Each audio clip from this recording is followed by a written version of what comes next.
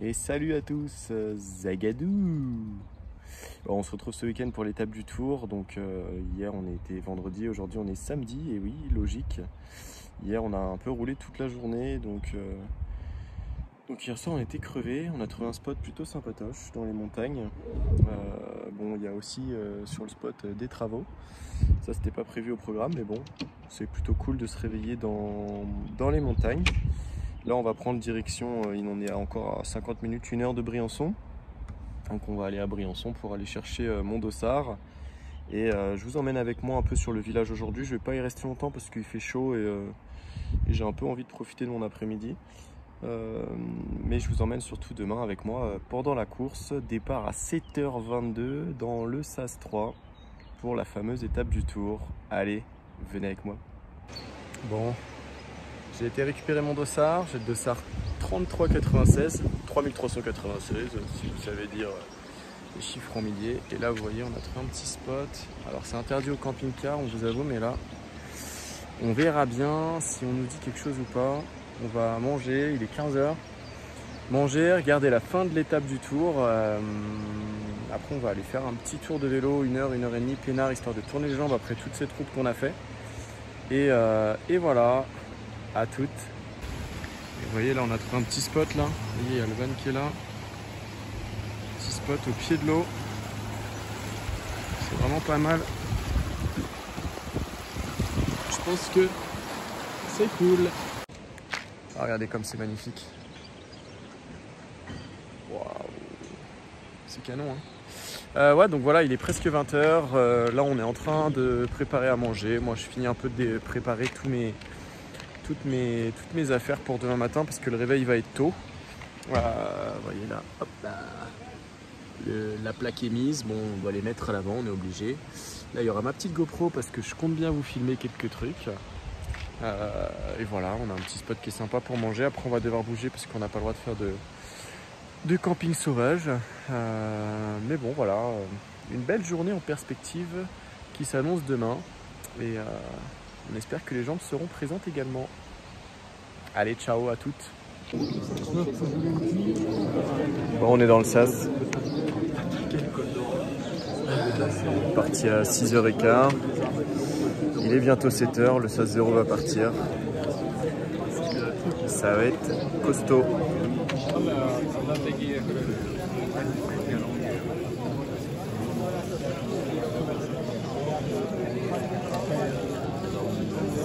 Chaque kilomètre parcouru à la sueur de ton front, à la force de tes jambes, est une victoire de plus qui t'emmène vers l'arrivée. Alors il est temps, tu vas t'aider.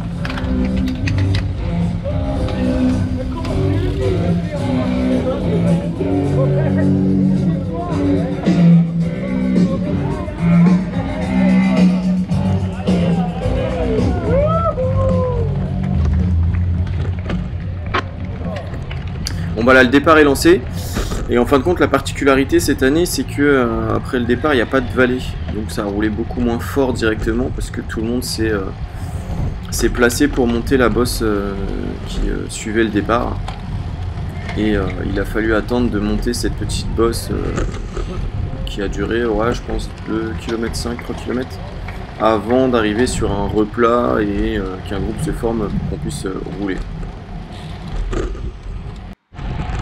Donc là voilà, là on est sur la partie juste avant le Lautaret en fin de compte.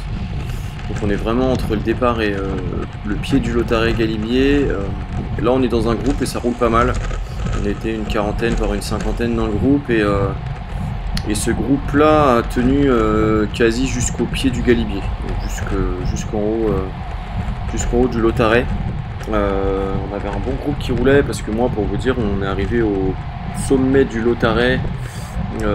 Moi j'avais 29,9 de moyenne, donc c'est qu'on a bien roulé et en fait le col du Lautaret c'est un col qui se monte assez facilement.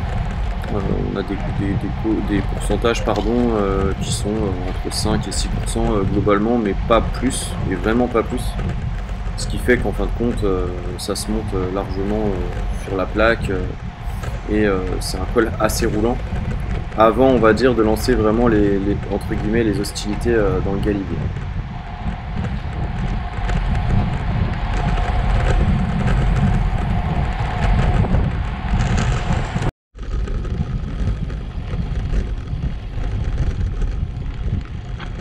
Donc là par contre on est vraiment dans la partie du Galibier, donc on est dans le col avec ces pourcentages qui sont plus forts, hein. On est entre 8 et 12%, mais on est plus aux alentours des 8-9 en général sur ce col là. C'est un col que j'ai pas vraiment senti en fin de compte, dans le sens où c'était frais, on avait bien roulé avec le groupe jusqu'au pied, donc c'est un col que j'ai bien monté, j'ai pas souffert, il faisait pas encore super chaud. Même si vous voyez que le ciel est vraiment bien bleu, et c'est un col où on peut vraiment profiter de la vue, et c'est vraiment très très appréciable. Puis la route était pas mal, hein.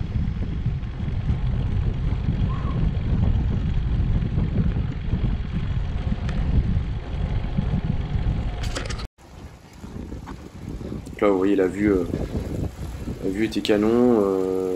Ce qui est bien à l'étape du Tour, enfin ce qui est bien, oui c'est bien, c'est qu'en fait dans les ascensions on a toujours du monde autour de nous, que ce soit derrière, devant, à côté. Et globalement dans les ascensions de col on a toujours les mêmes personnes qui sont avec nous. Et du coup c'est appréciable parce qu'on n'est jamais vraiment tout seul dans l'effort et dans la galère. Bon voilà, j'arrive au sommet du Galibier. Il y avait une bonne ambiance déjà. Et ce qui est particulier, c'est que comme on passe 4-5 jours avant les pros, et ben il y a déjà des gens qui sont sur les routes et sur le bord des routes avec leur camping-car qui attendent les pros, et donc du coup bah ils nous encouragent et c'est super cool, ça fait vraiment une bonne ambiance. Bon là moi je me suis pas arrêté pour remettre mon chasuble parce qu'au final moi j'avais gardé mon chasuble et j'avais juste ouvert parce que j'avais pas non plus super chaud. Ce qui fait que j'ai pu le refermer directement et pas m'arrêter. Comme il n'y avait pas de ravito en haut, je me suis dit c'est parti pour la descente. Alors descente où j'ai pas été très à l'aise pour le coup. Pourtant j'adore descendre et tout, mais je sais pas pourquoi, j'étais un peu pas réveillé ou je sais pas, mais j'étais pas très à l'aise sur les premiers lacets. Ça s'est pas mal déridé au fil de la course, mais en tout cas dans la descente du Galibier et du Télégraphe, je peux vous dire que j'ai pas fait le mariole.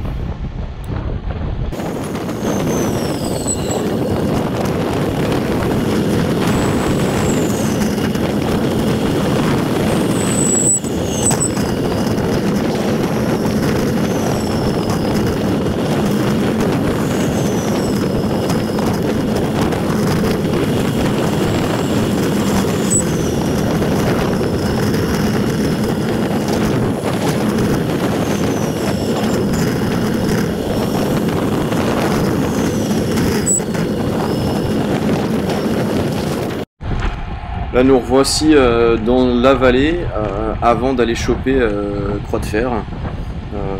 En bas du Télégraphe, il y a eu un regroupement. En fait on a été 4 et on voyait au loin un groupe d'une vingtaine de personnes. Du coup on a roulé à 4 ou à 3, non à 3 il me semble. Et on a roulé pour rattraper ce groupe là et pour être après un peu plus tranquille. Et pouvoir faire cette portion en groupe, parce que bah, mine de rien les portions de vallée n'étaient pas non plus énormes, mais disons que c'est quand même beaucoup plus cool d'être dans un groupe, d'autant plus que les mecs roulaient fort. Le Croix de Fer doit rester 5 bornes. Je suis en quelle course? Sommet de Croix de Fer a été très dur à monter parce qu'il y a vraiment des forts pourcentages dès le pied. C'est 29 km d'ascension mine de rien. Et alors ils disent qu'il y a 5, je sais plus combien exactement de moyenne en termes de pourcentage. Mais quand on l'a monté, on a été plusieurs à se faire la réflexion si les pourcentages étaient les bons. Alors il commençait déjà à faire très chaud. Il y a 0 ou très peu de parties ombragées dans Croix de Fer. Bon là on est dans la descente hein, mais sur le bas de l'autre versant c'était déjà des forts pourcentages en plein cagnard. Donc l'ascension a été longue Et sur la fin, c'est vrai que c'était dur parce qu'en fin de compte, on avait la première partie qui était dure en termes de pourcentage. On a eu un milieu avec des parties un peu plus soft, 5-6%. Et c'est vrai que c'était très voire du plat et un petit peu de descente. Donc là, ça faisait beaucoup de bien parce qu'on pouvait tourner les jambes, etc. etc. Mais sur la fin, en fait, il y avait un ravito au milieu et au final, après, il y a eu les 5-6 derniers kilomètres, là, comme on voit dans la vidéo juste avant, dans la petite partie où je parle, et on n'entend pas très bien. Là, c'était des pourcentages qui se réélevaient encore, et ça jusqu'au sommet. Donc c'est vrai que c'était pas évident cette partie-là. Mais bon, c'est fait, et là maintenant on descend, et alors moi j'ai été assez surpris, donc la descente est vraiment très très belle, on a une super vue, etc. Après j'étais quand même très prudent dans ma descente, parce que bon, pas là non plus pour me fracasser la tronche dans un virage. C'est vrai qu'il y a des mecs, enfin des mecs, même des nanas, hein, qui descendent hyper vite, hein, parce qu'ils sont à l'aise, mais il y a des fois où il y a des prises de risque assez inconsidérées, moi j'ai trouvé. Alors cette année pas trop, mais les autres années oui. Mais en tout cas la descente était magnifique sur Croix de Fer. Et alors c'était un peu une descente un petit peu bâtarde, si je peux me permettre. Parce que en fait, vous voyez en bas de la pente, là, en bas de la descente, il y avait une petite bosse. Après on redescendait, et une bosse encore. Et c'était assez difficile les petites bosses parce qu'elles cassaient bien les jambes. Bon après malheureusement ma GoPro n'avait plus de place. Je sais pas ce qui s'est passé avec ma carte SD.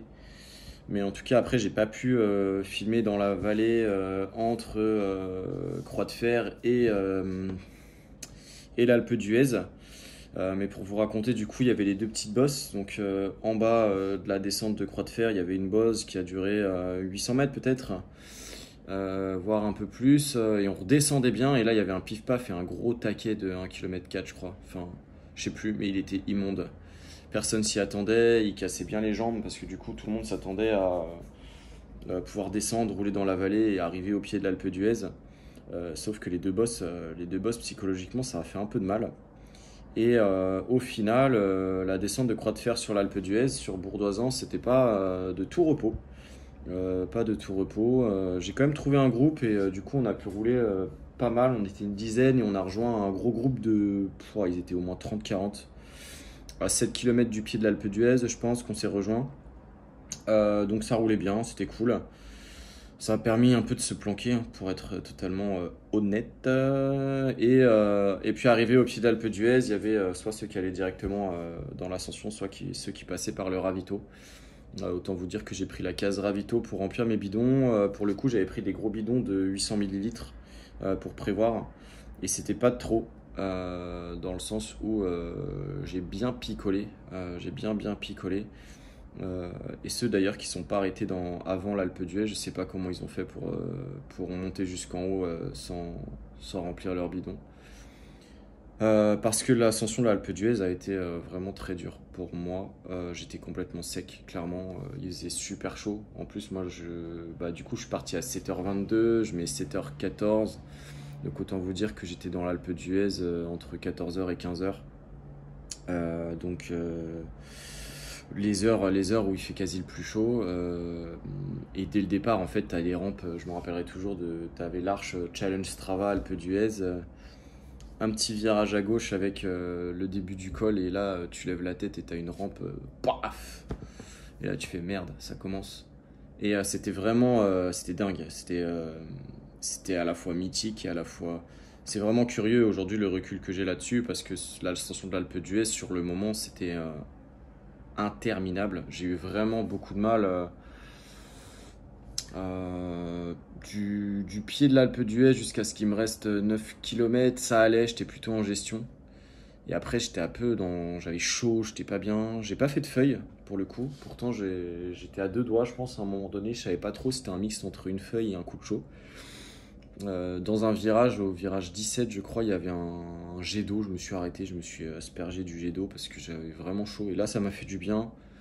J'ai regagné un petit second souffle jusqu'au kilomètre 7 et entre le kilomètre 7 et le kilomètre à 7 km, jusqu'à ce qu'il me reste 4 km, j'étais dans le néant. J'étais dans le néant, je pensais plus à rien. À part à boire, j'avais un bidon d'eau et un bidon de sucre et je buvais un coup de sucre, un coup d'eau, je m'aspergeais la tronche. C'était vraiment une ascension particulière et difficile. D'autant plus que sur le sommet, à quelques kilomètres, il y avait un petit peu parfois sur 1, 2, 3, 4, sur certaines portions, le vent de face pour couronner le tout. Mais en tout cas, c'est une sacrée ascension, l'Alpe d'Huez. Et après, quand il restait 2 km, bon, 2 km, on est arrivé quoi. Mais dingue, vraiment dingue, super chaud. Par contre, j'ai fait une feuille sur le retour parce que du coup, de l'Alpe d'Huez à Bourdoisan, il fallait rentrer en vélo. Et là, il y avait encore un mini-col à monter. Et là, j'ai fait une feuille terrible. Je suis arrivé en haut, j'étais sec, terrible. J'ai fait 2 virages et je voyais que je manquais de lucidité. Du coup, je me suis arrêté dans un virage dans la descente de Sarenne, le col de Sarenne, voilà. Donc après l'Alpe d'Huez, j'ai monté le col de Sarenne par le petit bout qui restait, et dans la descente de Sarenne, je me suis arrêté, j'ai bu, je crois que j'ai mangé ce qui me restait dans les poches.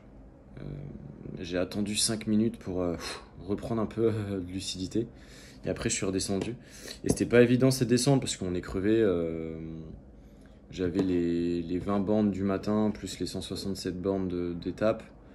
Et en plus, dans la descente, le goudron collait. Donc c'était vraiment pas agréable. J'avais qu'une envie, c'était d'arriver au van et de poser le vélo et de foutre mes savates. Et non, mais voilà, c'était très compliqué. En tout cas, c'était une super belle étape. Franchement, niveau paysage, j'ai pris plein la vue. En termes de logistique, je pense qu'heureusement qu'il y avait le van parce que ça a permis quand même d'être un peu plus free. Parce que niveau logistique, c'était un peu galère cette année et j'ai l'impression que l'étape du Tour, c'est un peu de plus en plus galère. C'est du moins les retours que j'ai eu aussi en discutant avec différentes personnes. Mais en tout cas, c'est une sacrée expérience et c'est vraiment cool de pouvoir faire des courses de vélo avec les routes fermées et descendre l'école, monter des cols mythiques. Faire le même parcours que les pros, moi je trouve ça génial. Un grand merci à Hutchinson pour le dossard. Et l'invitation sur l'étape du Tour depuis 2018 et merci à Oversteam pour les ravitaux parce que franchement j'ai manqué de rien. Et pour le coup, moi qui d'habitude je suis pas très gel, sur mes 7 heures de course, des gels j'en ai pris. Pour vous raconter un petit peu, là j'en ai pas, si j'en ai, mais en gros j'ai carburé avec ceux-là, les Energix au miel bio là. Dans le milieu du col, je prenais ça, et sur les fins de col, je prenais ceux-là, ils sont terribles. Et j'ai fait ça pareil pour la Campilaro, mais de toute façon, je reviendrai dessus. Et sur les fins de col, je prenais celui-là, le Red Tonic, dans les efforts intenses, avec un coup de flotte juste derrière. Et donc, merci Oversteam également pour les ravitaux de qualité. Et ouais, tout ça pour dire que j'étais pas trop pour les gels avant, enfin, j'avais du mal à les manger, et au final, quand on est dans des efforts comme ça et qu'on a du mal à s'alimenter dû par la chaleur ou par l'effort, ou les deux combinés, le gel c'est quand même génial. Et j'ai eu 0 problème d'intestin ou d'estomac après ça, et pourtant Dieu sait que je suis fragile de ça. Donc voilà, merci Hutchinson, encore une fois, merci Oversteam, merci Road Surfer pour le van, pour le week-end, c'était vraiment chouette. Et voilà. Bon voilà, la vidéo touche à sa fin. J'espère que ça vous aura plu. C'était un format un petit peu multi-compétences avec la GoPro qui était au niveau de